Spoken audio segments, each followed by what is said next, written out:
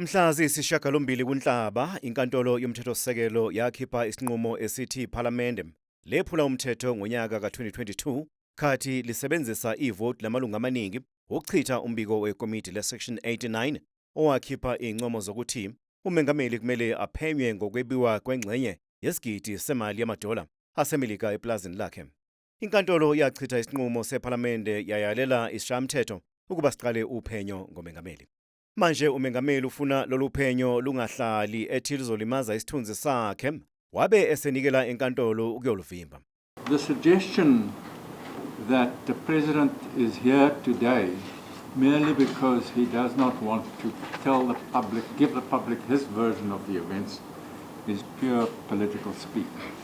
Abaphikisa isicelo sikaMengameli ngusihlalo we-Section 89 Impeachment Committee, okuyilikomiti elizophenya umengameli, amaqembu MK Party, EFF, United African Transformation kanye ne-African Transformation Movement. This is a process disturbance. And I'm not talking about the review. I'm talking about what's going on today. They're trying to stop a process.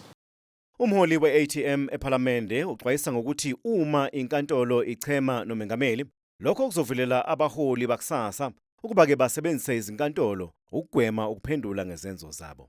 You can't substitute oversight over the perceived harm of the president, because what is basically asking the court to do today and in September is to say his perceived harm on his status, on his image, on his dignity takes precedence over the constitutional obligation of parliament. Kusenjalo umgcini mafa we-EFF uphinde wagcizelela ukuthi iqembu lizoqhubeka nokugqugquzela ukususwa kemengameli uRamaphosa. Mr. Ramaphosa should have resigned. Back then, not now. Even if he resigns today, the impeachment process is ongoing. We're going to drag him from his Phala farm on pension and take back our benefits and strip him of even the former president's status. I-MK Party ithi isifake isikhalo ngaphansi komthetho uRule 167 ikhononda ngosomlomo wePhalamende uThokodidiza. On the same day, there is legal advice obtained from senior counsel Pillay SC advising the Speaker that she should file the notice to oppose Ramaphosa's application.